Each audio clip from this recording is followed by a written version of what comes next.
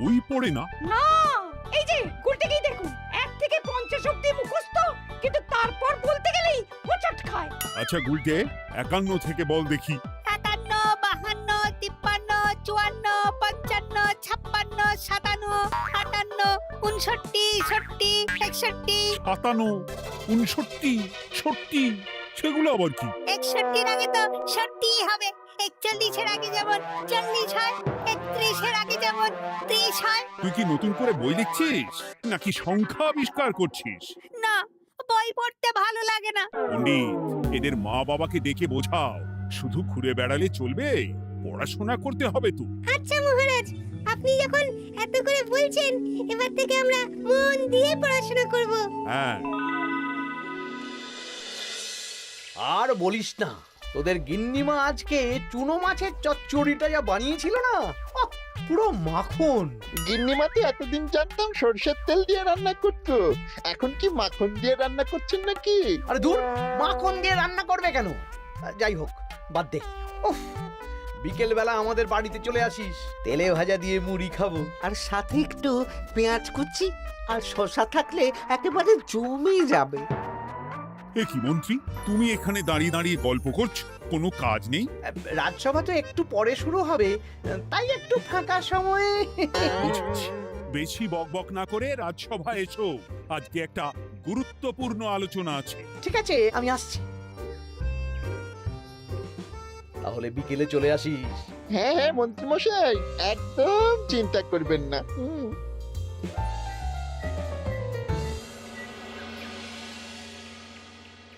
রাজ্যটা তো রসাতলে চলে যাচ্ছে, বাচ্চারা পড়াশোনা করছে না, বড়রা গল্প গুজব করে আড্ডা দিয়ে কাটাচ্ছে।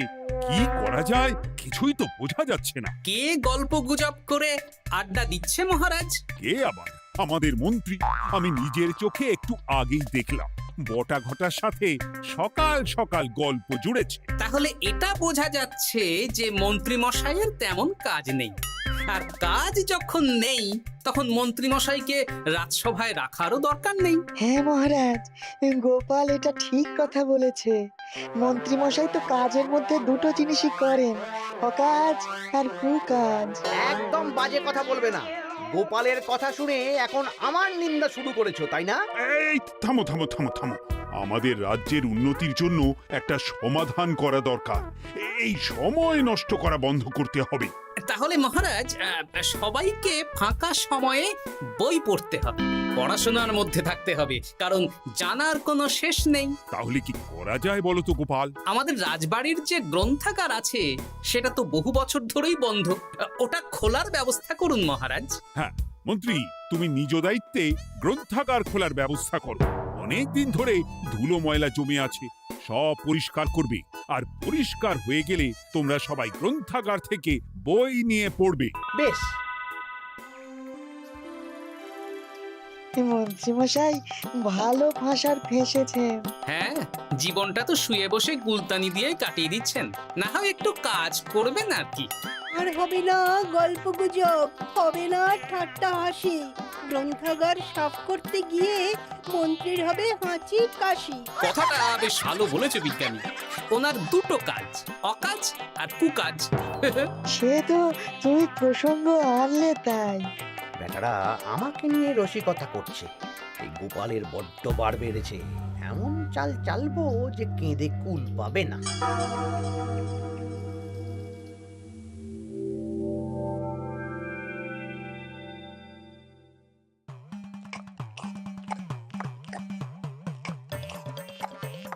বেশ সুখে ছিলাম, কিন্তু হঠাৎ করে গোপাল আর মহারাজের সহ্য হলো না, চাপে পড়ে গেলাম।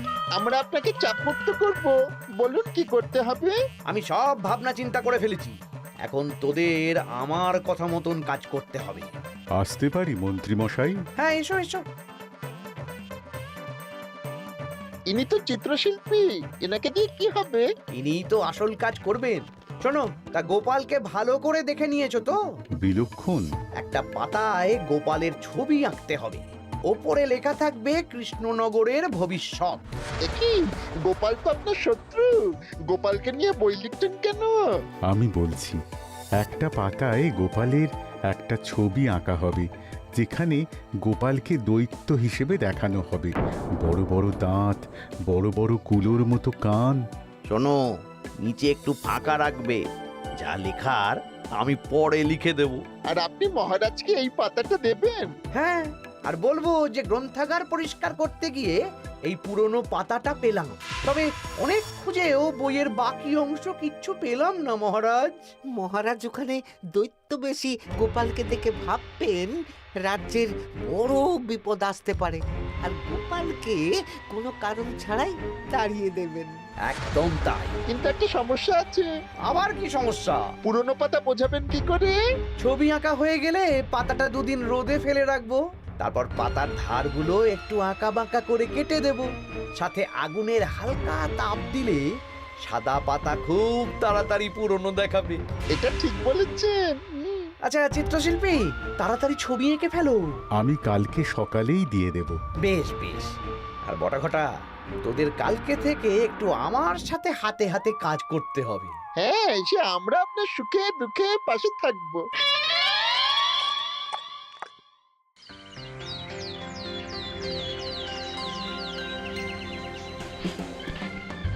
ওপরের তাকগুলো পরিষ্কার কর, ওপরের বইগুলো বড্ড ময়লা। কি মন্ত্রী, কাজ হচ্ছে? কাজ করছেন না, বরং কাজ করাচ্ছেন। কাজ হওয়া নিয়ে দরকার, যে আমি করি বা অন্য লোক, তাতে কি যায় আসে? যায় আসে মন্ত্রী মশাই। আমাদের এই গ্রন্থাগারে এত দামি দামি প্রাচীন দুষ্প্রাপ্য বই আছে, যদি কোনো বই চুরি হয়ে যায় তার দায় কে নেবে? এটা গোপাল ঠিক বলেছে। আমি তো এখানেই আছি, বটাঘটা সাহস আছে নাকি বই সরানোর? বেশ, তাহলেই ভালো। চলো গোপাল, পাঠশালায় গিয়ে দেখে আসি আজকে কেমন পড়াশুনো চলছে। গোপাল আমাদের ঘুরিয়ে চোর বললো মন্ত্রী মশাই, আর আপনি প্রতিবাদ করলেন না। প্রতিবাদ কি? গোপালকেই দুদিন পরে রাজ্য থেকে বার করে দেব।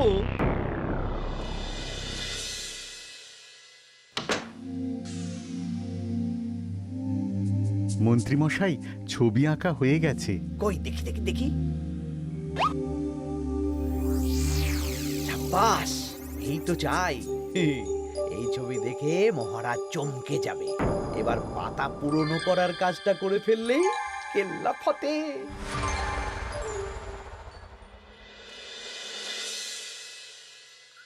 তা মন্ত্রী, গ্রন্থাগার পরিষ্কার করার কাজ শেষ? হ্যাঁ মহারাজ, তবে তবে কি? একটা পুরনো বইয়ের পাতা পেলাম। কি? এই এই দেখুন মহারাজ, আচ্ছা দেখি। অনেক পুরনো বইয়ের পাতা। একই মহারাজ, আপনি আমার দিকে তাকাচ্ছেন কেন? ওরে বাবারে, এই পাতায় কি লেখা আছে? পড়ছি, কৃষ্ণনগরে এক নবরূপী দৈত্য জন্ম নেবে, যার নামের আদ্য অক্ষর গ। সে শুরুতে লোকজনের উপকার করবে, কিন্তু তার বয়সকালে তার আসল রূপ ফিরে আসবে। ওই ব্যক্তি আসলে মানুষ নয়, সে এক দৈত্য। সে থাকলে কৃষ্ণনগরে নেমে আসবে সর্বনাশ। কৃষ্ণনগরের মানুষদের ধরে সে খাবে। তার আসল রূপের চিত্র প্রদর্শিত করা হলো। কই দেখি মহারাজ। দেখো, সত্যি তো, এই দৈত্যকে একদম গোপালের মতন দেখতে। মহারাজ, আমার মনে হয় যে গোপালকে এই রাজ্যে ঠাঁই দেওয়া একদম ঠিক হবে না। কোন দিন গোপাল মানুষ থেকে দৈত্য হয়ে আমাদের খেয়ে নেবে বলা তো যায় না। উল্টো পাল্টা কথা বলবেন না মন্ত্রী মশাই। ওই দেখুন মহারাজ, গোপাল কেমন রেগে উঠছে। এক্ষুনি দাঁত বেরোলে কিন্তু হিতে বিপরীত হয়ে যাবে। আরে কিসের হিতে বিপরীত? কই দেখি। দেখো দেখো, এ তো কোনো দুষ্প্রাপ্য বইয়ের পাতা, তাই মিথ্যে কথা লেখার সম্ভাবনা কম। বিশ্বাস করুন মহারাজ, আমি দৈত্য নই, আমাকে ফাঁসানো হচ্ছে। গোপালকে দূর করুন মহারাজ। কোনো অঘটন ঘটে গেলে কিন্তু আমাকে বলতে পারবেন না যে আমি আগে থেকে সাবধান করিনি। হ্যাঁ গোপাল, তুমি আর এই রাজ্যে থেকো না, আজ রাত্রেই চলে যাও। আমি জানি তো মানুষ অবস্থায় অনেক উপকার করেছো বা করছো, কিন্তু দৈত্য হয়ে উঠলে তখন রাজ্যের মানুষকে কি জবাবদিহি করব বলো? বিশ্বাস করুন মহারাজ, আমি মানুষ। চুপ! এই কে আছো? গোপালকে ঘাট ধাক্কা দিয়ে বের করে দাও। যেন আজকের পর এই রাজ্যে আর না দেখি। মহারাজ এসব বিশ্বাস করলেন? মন্ত্রী মশাই জোর খাটালেন যে, কি আর করা যাবে। এখন যতদিন না কোনো উপায় হচ্ছে এই রাজ্যের বাইরেই থাকতে হবে। তবে তবে কি? একটা সন্দেহ হচ্ছে বুঝলে। আগের বছর যখন বেতন বেড়েছিল রাজসভা থেকে একটা চিঠি দিয়েছে, সেটা আছে? হ্যাঁ, আছে তো। দাও তো, যাওয়ার পথে একটু বিজ্ঞানীর বাড়িতে যাব বুঝলে।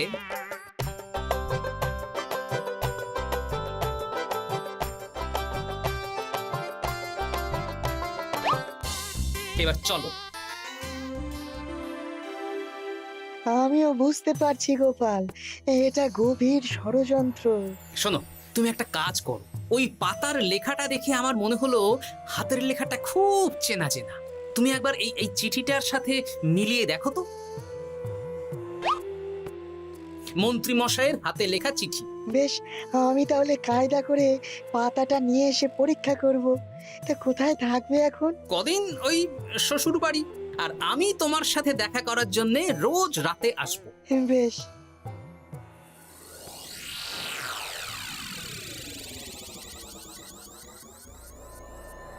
আসতে পারি মহারাজ? বিজ্ঞানী, এসো এসো এসো। বলছি মহারাজ, পাতাটা চাই, আজকে রাতের জন্য দেবেন? হ্যাঁ, নিয়ে যাও নিয়ে যাও। ওই পাতা দেখলেই আমার ভয় লাগছে।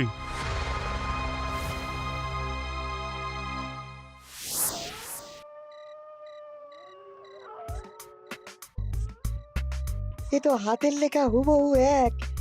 একদম মিলে যাচ্ছে। তার মানে এই হাতের লেখা মন্ত্রী মশাইয়ের, আর এই বই রোদে ফেলে রেখে হলুদ করা হয়েছে। আসতে পারি বিজ্ঞানী? এ কি, এ কে তুমি?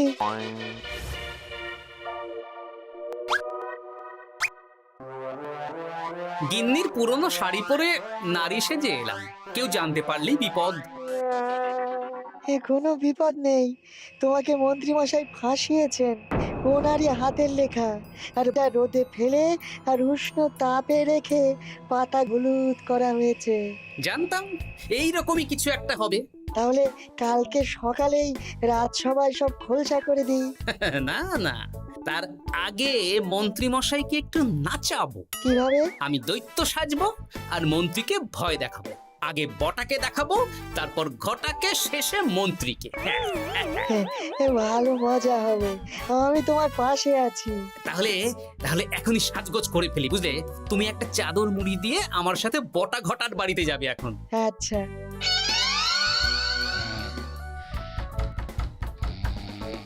হে,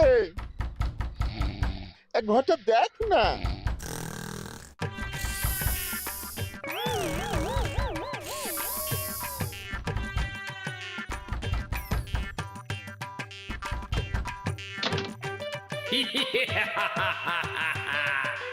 আমি তোকে খাবো, আমি দৈত্য গোপাল। বাবারে, আসল দায়িত্ব কি করে হয়ে গেলে? পালাই, এই ঘটা ওঠ। পালিয়ে কোথাও যেতে পারবি না। আমি তোকে খাবো। বাঁচাও বাঁচাও। কি হলো? বটা কোথায়? এ বটা, বটা, এ কি হলো তোর? কোথায় গেলি? দৈত্য গোপাল আমাকে ধরে নিয়ে যাচ্ছে। মানে এটা কি? হ্যাঁ? আমি গোপাল দৈত্য, আজ রাতে বটাকে গলাদ্ধ করনি আমার ভোজন, কাল তোর পালা। ওরে বাবা রে, কি কাণ্ড! আমাকে খেও না। চুপ, আমি মানুষ। এবার বল, আমাকে ফাঁসানো হচ্ছিল কেন? বল। আমি কিছু জানি না, সব মন্ত্রী মশাইয়ের চক্রান্ত। আমাকে ছেড়ে দাও। এখন না, পরে ছাড়বো। শোনো বিজ্ঞানী, এখন এর মুখ হাত পা ভালো করে বেঁধে ফেলো দেখি। আমি এক্ষুনি বাঁচছি। আর ভোরবেলা একটা কাজ করতে হবে। আমার কয়েকটা নাতি নাতনিকে তোমার বাড়িতে নিয়ে আসবো, আর তারপর। আচ্ছা, আমি এখন চললাম, দরজাটা ভালো করে বন্ধ রেখো।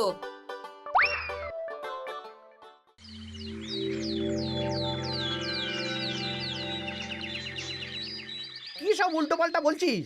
সত্যি কালকে গোপালের দৈত্য এসেছিল। আরে গোপাল তো রাজ্য ছেড়ে চলে গেছে, আমি কড়া পাহারা বসিয়েছি। গোপাল এই রাজ্যে আর ঢুকতেই পারবে না। কিন্তু ওর দৈত্য এসেছিল। আরে দূর, তুই স্বপ্ন দেখেছিস। সকাল সকাল মাথা খারাপ করাস না ঘটা, কাজ আছে। সত্যি বলছি। চুপ!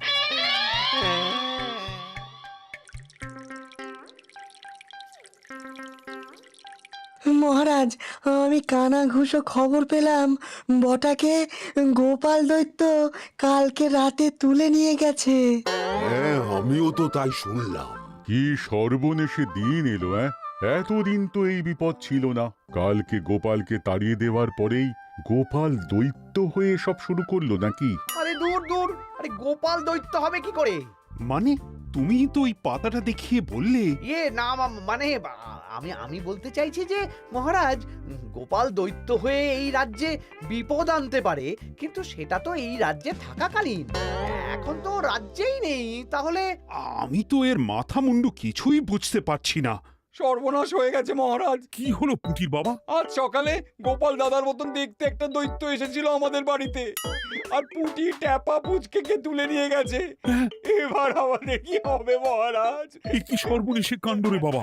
দূর, কি সব বলছো? সত্যি পুটির মা সকাল থেকে কাঁদছে, সকাল থেকে। আজকে ওরা তিনজন পাঠশালাতেও আসেনি। এই সেরেছে। মহারাজ, গোপালকে তাড়ানোর পর থেকে তো দেখছি বিপদ শুরু হলো। এতদিন তো কোনো বিপদ ছিল না। সেনাপতি, তুমি তোমার প্রহরীদের নিয়ে গোপাল দৈত্যকে খুঁজে বের করার চেষ্টা করো। আচ্ছা মহারাজ। আর এই যে মন্ত্রী, বলুন মহারাজ। আজ থেকে রাজ্যের সব দোকান, বাজার, হাট অনির্দিষ্টকালের জন্য বন্ধ থাকবে। সবাই বাড়িতে থাকো, ঢেঁড়া পিটিয়ে দাও।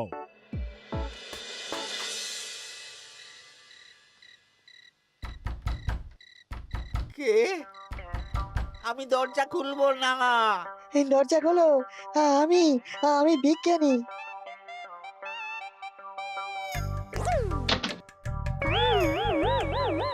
এবার আমি তোকে খাবো। আমাকে ছেড়ে দাও, আমাকে ছেড়ে দাও, ছেড়ে দাও, আমাকে ছেড়ে দাও। ছেড়ে না, ছিঁড়ে খাবো।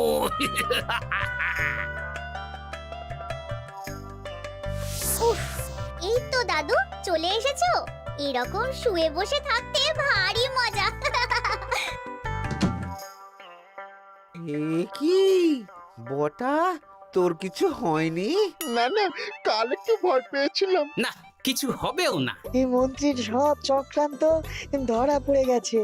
আমি চাইলেই মহারাজের কাছে মন্ত্রীর নিজের হাতের লেখা বইয়ের ব্যাপারে বলতে পারতাম, কিন্তু আমি চাই মন্ত্রী মশাই নিজের মুখে নিজের দোষ স্বীকার করুক। আর সেটা করানোর দায়িত্ব তোর হাতে। আমি কি করব? কাল সকালে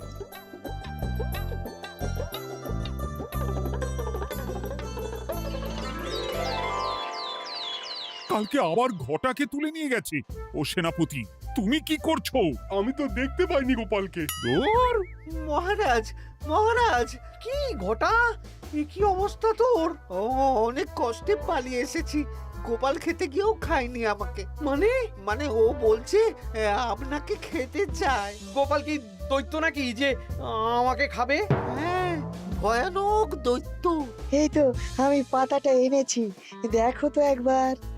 হ্যাঁ, এইরকম। ওরে বাবা, কি ভয়ানক! এই গোপালটা কি শুরু করেছে বলতো?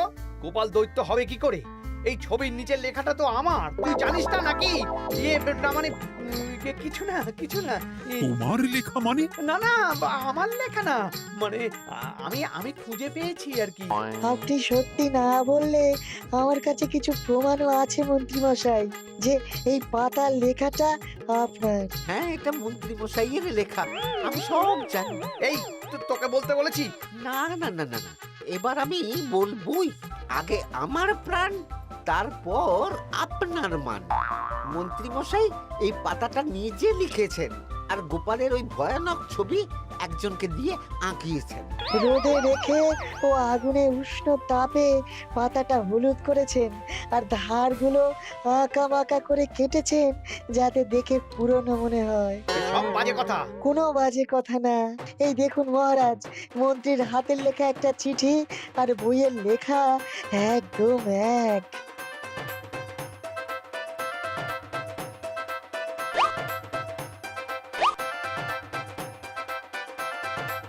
এ কি মন্ত্রী? না মানে কিন্তু গোপাল যদি সত্যিই দৈত্য না হয় তাহলে বাচ্চাগুলোকে আর বটাকে কে ধরে নিয়ে গেল? আমিই ধরে নিয়ে গিয়েছিলাম। অনেক সময় সোজা আঙুলে ঘি না উঠলে আঙুল বাঁকাতে হয়, তাই এই ছোট্ট নাটক। সবাই সুস্থই আছে। এবার মন্ত্রীকে আমি মেরে অসুস্থ করে দেব। সুস্থ মানুষকে দৈত্য বানিয়ে দিলে, হ্যাঁ?